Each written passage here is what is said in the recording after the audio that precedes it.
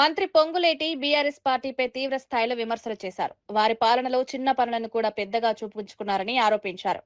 కానీ కాంగ్రెస్ ప్రభుత్వం పెద్ద పనులు చేసిన ప్రచారం చేయకుండా ప్రజలకు సేవ చేస్తుందన్నారు. మరోసారి అధికారంలోకి రామెల్లమని తెలిసి బీఆర్ఎస్ నేతలు ఆందోళనతో వ్యవహరిస్తున్నారని వ్యాఖ్యానించారు. ప్రజలు గత పాలనను గుర్తుపెట్టుకుని సరైన నిర్ణయం తీసుకుంటారన్నారు. కాంగ్రెస్ ప్రభుత్వం పారదర్శకంగా పనిచేస్తోందన్నారు. అభివృద్ధి, సంక్షేమం రెండింటినీ సమానంగా అమలు చేస్తున్నామని వివరించారు.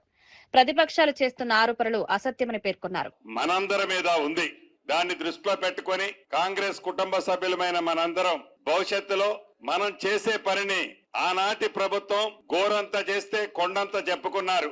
మనం కొండంత చేస్తే గోరంత కూడా చెప్పుకోలేకుండా ఉన్నమాట నిజం.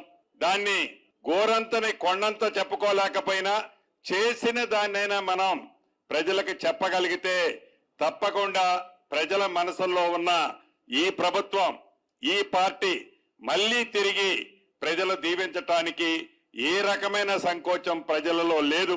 దానికి నిదర్శనమే ఈ గడిచిన కొన్ని నెలల నుంచి ప్రధాన ప్రతిపక్షమని చెప్పుకుంటున్న ఆనాడు 10 సంవత్సరాలు పరిపాలించిన దొరల పోకడ అది జీర్ణించుకోలేకనే మళ్లీ మన ప్రభుత్వం రాదు అని జీర్ణించుకోలేకనే ఎలా కళ్ళు దాగి నుప్పు తొక్కిన కోతుల్లా ఎలా ఎగురుతున్నారో మనకి కనిపిస్తుంది.